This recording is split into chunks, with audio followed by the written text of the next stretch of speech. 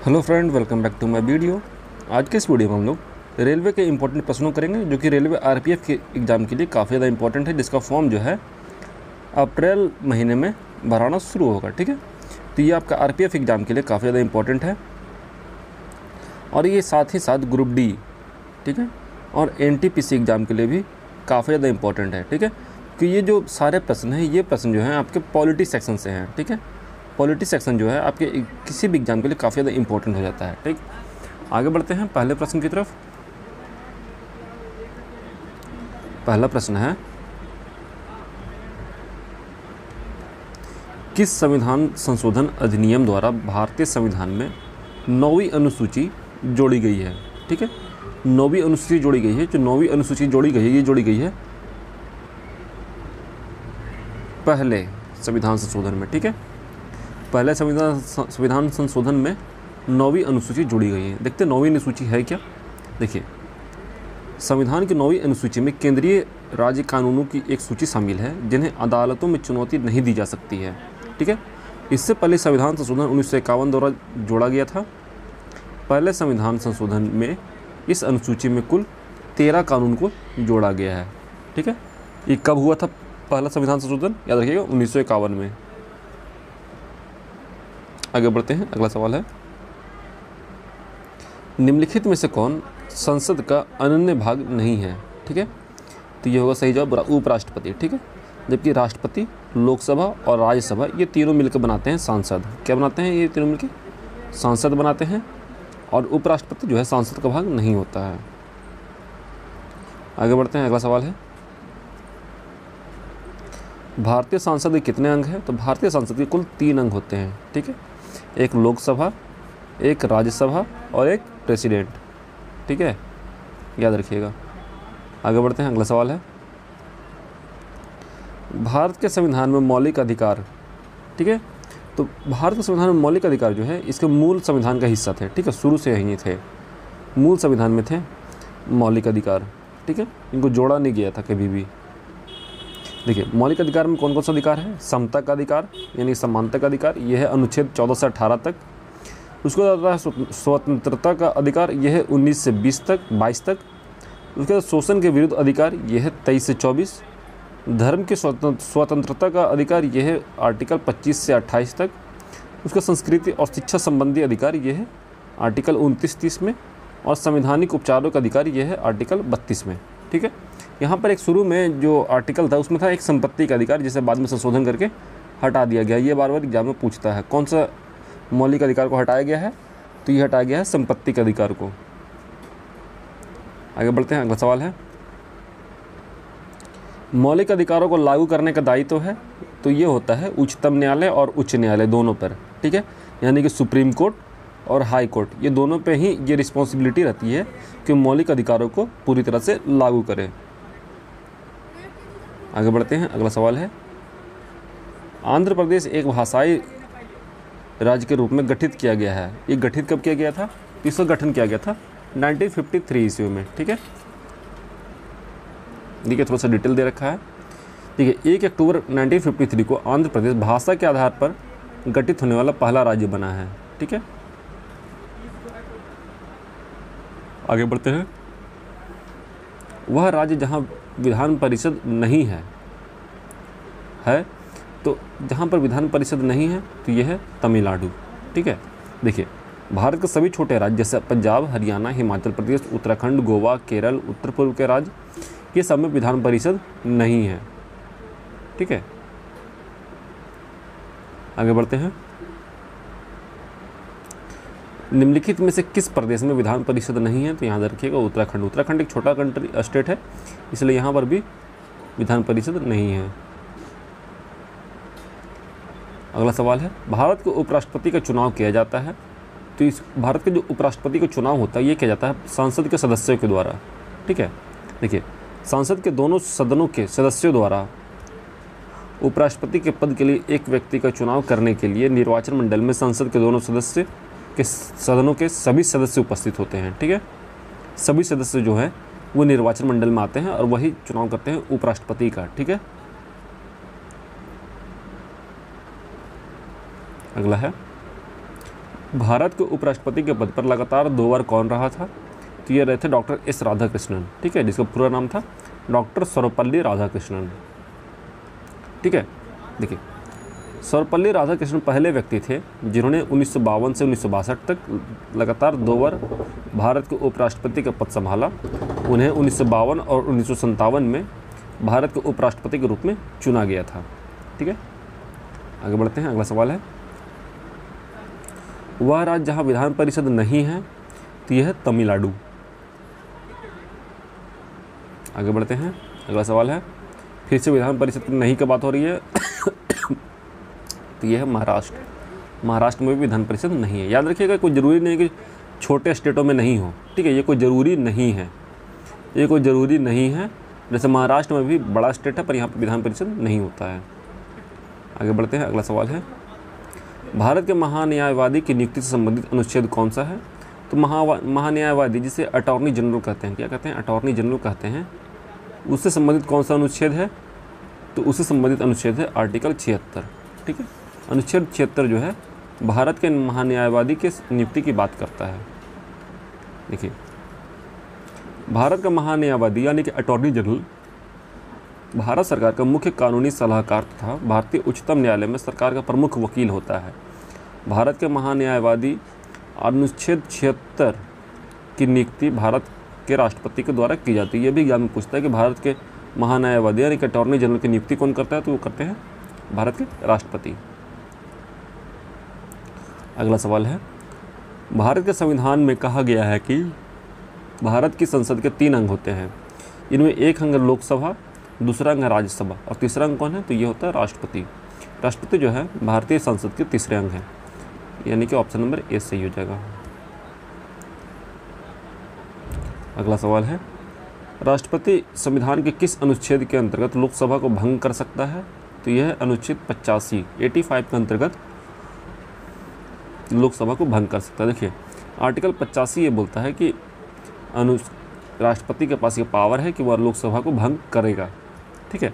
भारत के संविधान के अनुच्छेद 85 क्लोज 2 सब क्लोज बी के अनुसार भारत के राष्ट्रपति के पास लोकसभा को भंग करने की अंतिम शक्ति होती है, ठीक है।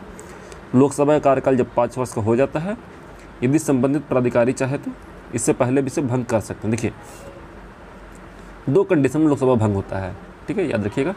पहला होता है कि 5 साल पूरा हो गया, ठीक है। लोकसभा जो है विघटन होने वाला एक सदन है, तो ये 5 साल में विघटित कर दिया जाता है राष्ट्रपति के द्वारा, ठीक है।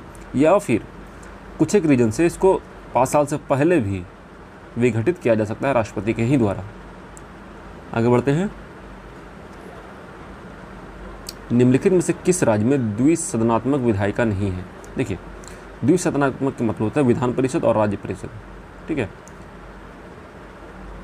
विधानसभा और विधान परिषद और राज्य परिषद। तो यहाँ पर जो है मध्य प्रदेश में द्विसदनात्मक विधायिका नहीं है। देखिए, किन किन राज्यों में द्विसदनात्मक विधायिका है? तो यह है आंध्र प्रदेश, तेलंगाना, उत्तर प्रदेश, बिहार, महाराष्ट्र और कर्नाटक, ठीक है। यहाँ पे आगे बढ़ते हैं, अगला सवाल है, भारतीय संविधान के किस भाग को उसकी आत्मा की संज्ञा प्रदान की गई है? ये प्रस्तावना को भारतीय संविधान के आत्मा कहा जाता है, ठीक है। भारतीय संविधान के अनुच्छेद 32 को डॉक्टर BR अम्बेडकर के द्वारा भारतीय संविधान के हृदय और आत्मा कहते हैं, ठीक है। हृदय और आत्मा की बात की जाएगी तो आर्टिकल 32। आगे बढ़ते हैं, अगला सवाल है, संविधान निर्माताओं ने किस पर विशेष ध्यान दिया था? तो ये प्रस्तावना पर काफ़ी ज़्यादा ध्यान दिया गया था, ठीक है, ऑप्शन नंबर ए सही होगा।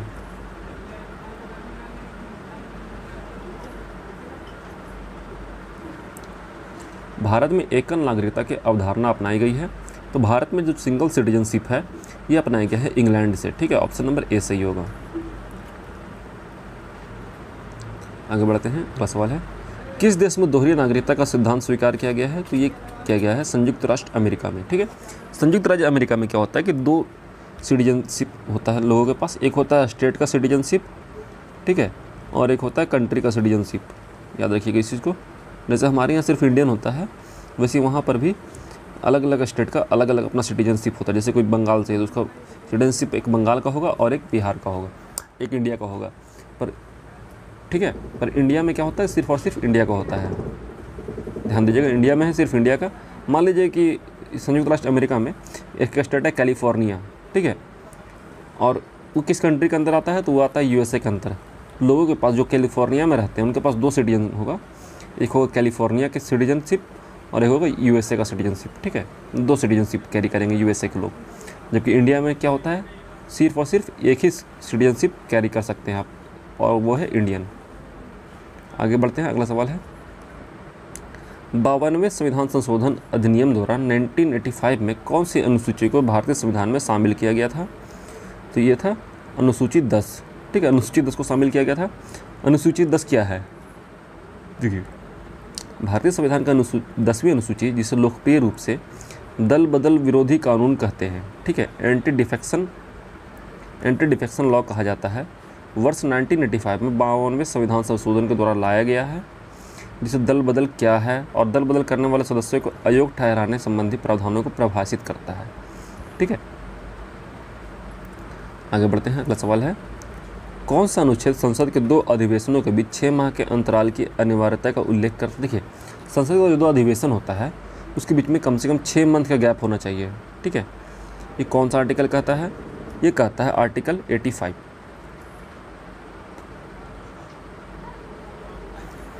अगला है एक कल्याणकारी राज्य के निर्देश आदर्श वर्णित है। तो ये है राज्य के नीति निर्देशक तत्वों में, जिसे हम शॉर्टकट में DPSP कहते हैं, यानी कि डायरेक्टिव प्रिंसिपल ऑफ, ठीक है, स्टेट करके कहा जाता है इसको, ठीक है, sorry, directive principle of state policy. राज्य के नीति निर्देशक तत्व जनतांत्रिक संवैधानिक विकास के नवीनतम तत्व है। ये सबसे पहले आयरलैंड के संविधान में लागू किया गया था, ठीक है, यही सब लोग लिए हैं।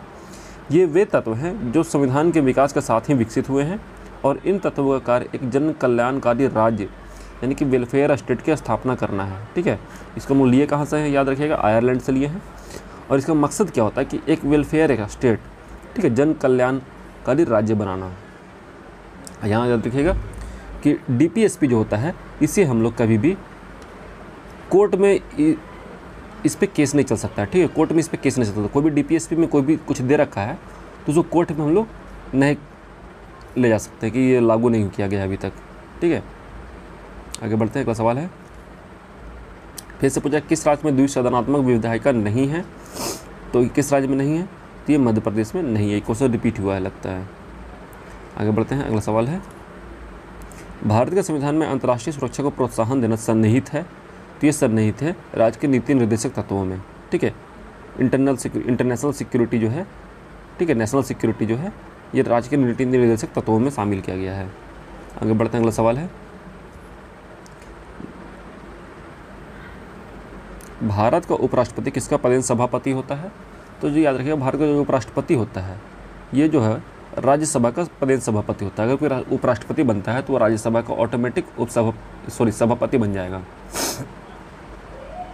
अगला सवाल है भारतीय न्यायालय संविधान में न्यायालय में कौन परिवर्तनीय है, ठीक है, परिवर्तनीय है। तो ये मूल अधिकार जो है हम लोग इस पर कोर्ट में इस पर केस किया जा सकता है तो हमारे मूल अधिकार का हनन करता है तो, ठीक है। पर हम लोग directive principle of state policy पे इस पर केस नहीं कर सकते। प्रस्तावना पे ज़्यादातर केस नहीं होता, मूल कर्तव्यों पर केस नहीं होता। मूल कर्तव्य जो है आपको मानना होता है आपके अंदर की भावना से। अगला सवाल है संविधान का कौन सा अंश भारत के नागरिकों को आर्थिक न्याय प्रदान करने का संकेत करता है। तो ये करता है राज्य के नीति निर्देशक तत्व। ये कहता है कि भारत के हर एक लोगों को सरकार आर्थिक सहायता प्रदान करेगी, ठीक है, अगर वो बेरोजगार है तो। अगला सवाल है 73वें संविधान संशोधन अधिनियम द्वारा भारतीय संविधान में कौन सी अनुसूची जोड़ी गई है। तो ये जोड़ा गया है 11वीं अनुसूची। 11वीं अनुसूची में क्या है, पंचायती राज, ठीक है, याद रखिएगा क्या है, पंचायती राज होता है 11वीं अनुसूची में। देखिए पंचायती राज संस्थान का गठन 73वें संविधान संशोधन अधिनियम 1992 के द्वारा किया गया। इस अधिनियम द्वारा भारतीय संविधान में एक नया भाग 11 जोड़ा गया, ठीक है। इसमें अनुच्छेद 243 से 243O तक के प्रावधान शामिल हैं। इस अधिनियम में संविधान में एक नई 11वीं अनुसूची भी शामिल की गई है। ठीक है, आगे बढ़ते हैं। अगला सवाल है, भारत में कार्यपालिका का अध्यक्ष कौन होता है? तो ये होता है राष्ट्रपति। राष्ट्रपति जो है भारतीय कार्यपालिका का एक अध्यक्ष होता है। ठीक है, तो आज की वीडियो में इतना ही था फ्रेंड। हम लोगों ने लगभग 30 प्रश्नों किया है। उम्मीद है प्रश्न जो है आपको अच्छे लगे होंगे।